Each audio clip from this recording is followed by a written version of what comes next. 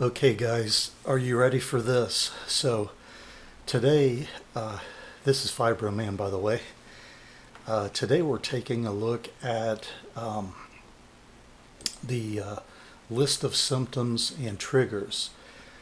Uh, Now, this is not an all inclusive list, which kind of, once we go through this list, probably will blow your mind.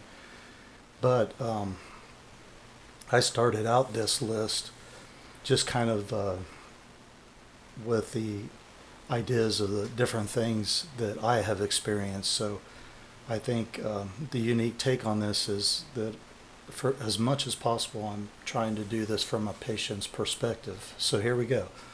So list of symptoms and triggers, again, not all inclusive. So widespread pain, including neuropathic symptoms. So muscle pain and spasms, including cramping, joint pain, pins and needles sensations. These and some of the other similar symptoms are called paresthesia, including burning sensations, crawling sensations. I would get that a lot, especially on my shins. Uh, um, the same thing with the burning sensation seems to affect more of the hands and the feet or the shins. Um, Sharp stabbing sensations, uh, for my experience, that could be anywhere, but especially in my feet, I would get that, and it could be very very sharp, uh, like someone took a hot poker and just like jabbed it in your foot or something. But it could be anywhere in your body. I've had it at different places. So numbness and tingling sensations, headaches and migraines. As far as like the numbness and tingling, to go back to that, I started developing that like at my this is my back left shoulder, would pretty consistently um, have that, or that's the location where I would get some of that besides the other. But um, that's one prominent area. I guess that's a good way to put it. Struggling today, so I'm really trying to do my best to put this out there. I apologize. Sleep issues, including falling asleep or staying asleep. I'm on a CPAP. Some of you guys may too, or you may know somebody that has a CPAP. When I did my sleep study, the number of times that I quit breathing was really ridiculous. I can't even remember what the number was on it. But your sleep is so important, so make sure that uh, if you're waking up at night gasping for air, or if you have a partner uh, that you know is snoring a lot or doing that, make sure that they get in and get a sleep study, because that could be very serious and potentially fatal. Bowel and bladder issues, huge, huge, huge problem for me. So incontinence is uh, a word that can describe it. Just you don't have a lot of control over that. Severe fatigue. That's one of the top things, or top symptoms that fibromyalgia patients have, is severe fatigue. Dizziness, difficulty walking or even standing. Neck pain and lower back pain tend to be very prominent. And that's going on with me, and I have uh, issues with my spine, especially in those two areas, that make that so much worse. So that's probably why, because of the condition in my spine, that I deal with so much pain. So another one is sensitivity to hot and cold, including weather changes. There's a trigger, weather changes. So if you talk to anyone that has fibromyalgia, uh, typically, a change in the weather can either make things improve or it can drastically make things worse. We make really good barometers because I know as far as it goes with me, I can sense the weather changing even sometimes from a day or two out, and that can be frustrating on nice days when it's nice out and you can't figure out why in the world you're having any issues, but it's on the way. Um, so sensitivity to touch, whether someone is touching you or your touch creates pain. Like you could get, if you touch something, you could get like a numbness or tingling or an electrical shock. There's triggers again, touching. So someone touching you or you touching something else can trigger something like that. For me, it could be just a simple thing as just touching my phone, and it triggers like electrical sensations. Painful menstrual cycle, I'm okay there, but it's no joking matter if you ladies out there are dealing with that. So that's another symptom and a trigger. Also, if you think about it.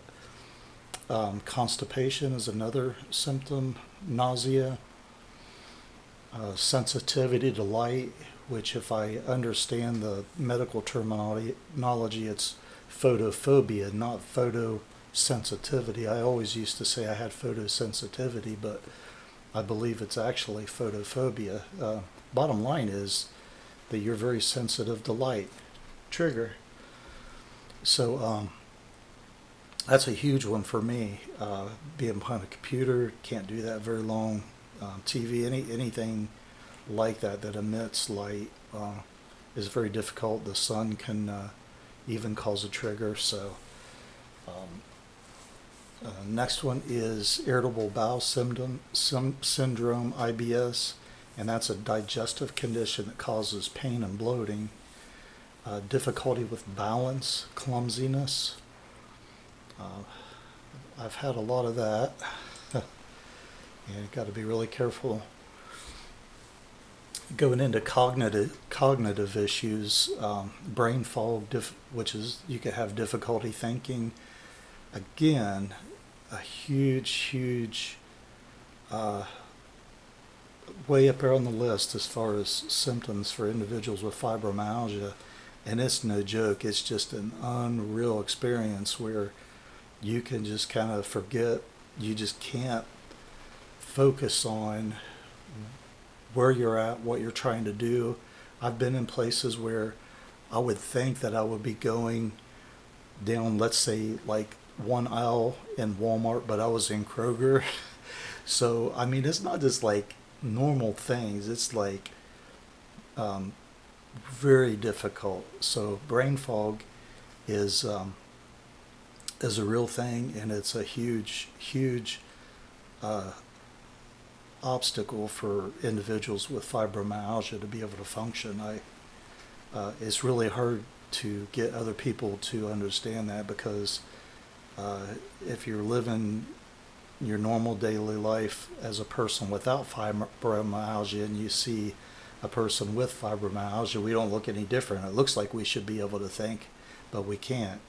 So in those situations, I found myself learning to ask people around me for help. It's like I had to swallow my pride and say, I could use a little help finding this product in the store. If you could help me out, I really appreciate it. I have fibromyalgia. I have neurological disorder that impairs my thinking, and I haven't really ever ran into anyone that wasn't willing to help, at least up to this point. So just a thought there. Memory loss, oh boy, that's another one.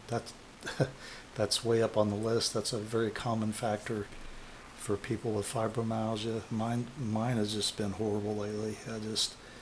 I lose the thought within the seconds. Normally, for me, is how it goes. I mean, and I just find myself standing in there in another room, no clue why I'm in there. I have no idea. So Another one is difficulty concentrating. So that kind of goes along with the brain fog, honestly, because you just find yourself in this fog of thinking where you just can't get your mind to, even if you're trying to read a book or you're trying to concentrate on a conversation that someone is having with you. And remember, this is a sensory disorder, so we're listening, taking in these sounds, and sometimes when we're hearing a sound in the distance, and we're hearing somebody trying to talk to us up close, and some other people talking in the background, it can end up sounding like Charlie Brown. So wah wah wah wah, like that. And yeah, and it just kind of makes your head spin. It's like, you just can't do that. So another one is depression, where you feel hopeless or hopeless. And if you're watching this video and you find yourself in a position that you would ever feel so helpless or hopeless that you would think you would harm yourself or somebody else, please seek medical attention, because it's not normal to feel like that, and you don't have to feel like that. It's a deep, dark place. I understand that completely, or maybe not to the level that you're experiencing, but from my experiences, I've been there, and I struggle with that. But you are important. We don't live in a void in life. We need each other, and we need to be there. Other people need us to be there for them, and to try to get well, and where we can set that example of being able to get through some difficult times. And I understand it's easier said than done, but please know that you're loved, and it's worth hanging in there. So get the medical attention you need. Get on some medicine that can help you. Medicine can make a huge difference, taking you out of that dark and stressful place to feeling a happy feeling again. And wouldn't that be nice? Another one is anxiety, mood swings, irritability. So again, going back to the triggers of these sensations with noises and everything that is just at an elevated level. It's like for a fibromyalgia person, everything's just so much elevated as far as the loudness of sounds, and it can make you feel very irritable. And here you're trying to function in a normal society, and inside of you, you're just really, really struggling because of all of this going on. So irritability is just going to happen sometimes. So I think that's pretty much the last one on the cognitive issues. Stress is most likely the number one trigger in fibromyalgia symptoms, and we talked about triggers before as far as let me see if I can get my thoughts. Triggers that could cause you to develop fibromyalgia, but these triggers are triggers that will trigger or set off your symptoms. So stress is hard to get away from, isn't it? So there's so many different factors can cause stress, and we're going to deal with that in more detail in another lesson. But if you're paying attention to how unreal this is with all these different symptoms, it's no wonder the doctors struggle, and we need some type of standardized testing. We'll talk about that at some point too. But I don't want to scare people with all this.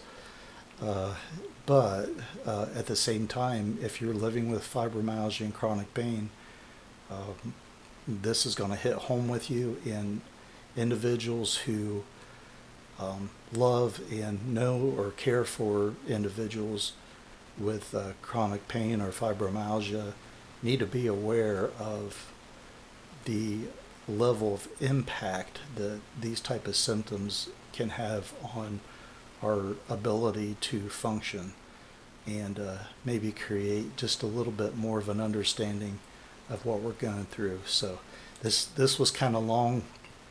I really apologize, but I really believe this part is a super important section. And again, it's something that someone may not have all of those symptoms all the time. That's normally not the case, but each one of us are different with what our experiences are, and as we get into some of the other lessons coming up, I hope that we can deal with looking at ways that we can manage these symptoms. So that'll be coming up, I believe, next. So thanks for watching this long video. Take care of yourself, and know that you're loved, and we can be an encouragement to each other. Fibro Man signing out.